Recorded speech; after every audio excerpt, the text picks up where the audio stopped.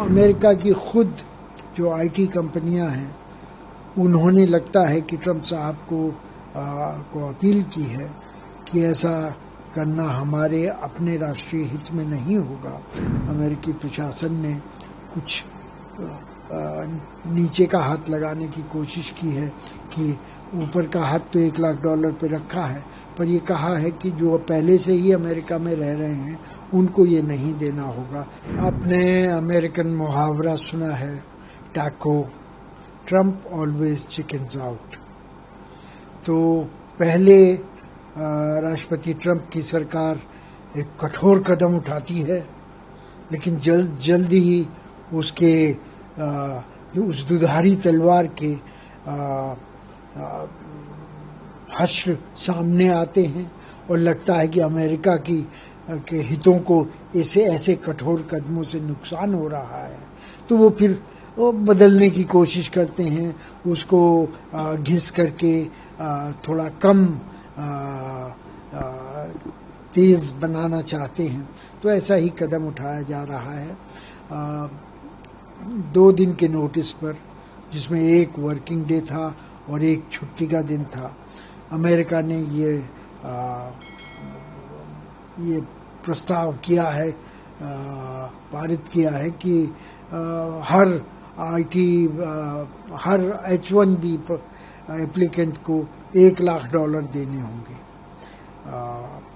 एक मुश्त वीजा फी के साथ साथ। और जब इस पर क्रियान्वयन का समय है, जो कि आज से है, आया, तो अमेरिका की खुद जो आईटी कंपनियां हैं उन्होंने लगता है कि ट्रंप साहब को अपील की है कि ऐसा करना हमारे अपने राष्ट्रीय हित में नहीं होगा, जबकि नवाचार के लिए हम चीन से बड़ा युद्ध लड़ रहे हैं।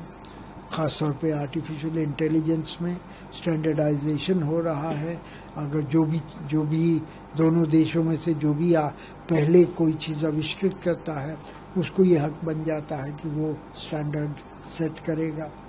और अगर अमेरिका में विशेषज्ञों की कमी है और विशेषज्ञों को भारत या अन्य जगहों से बाहर से विदेश से लाना है, तो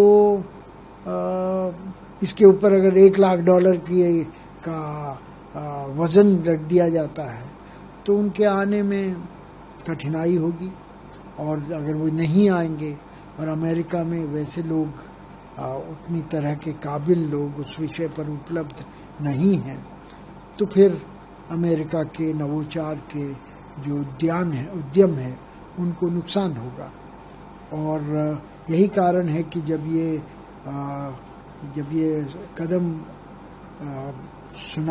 बताया गया कि लिया जा रहा है इतवार की सुबह से, तो अमेरिका की जो आईटी कंपनी हैं और जो न्यू इकोनॉमी की कंपनी है, उनके शेयर गिरने शुरू हो गए। तो ये तो परिलक्षित है कि ऐसा करना अमेरिका के अपने हित में न होगा।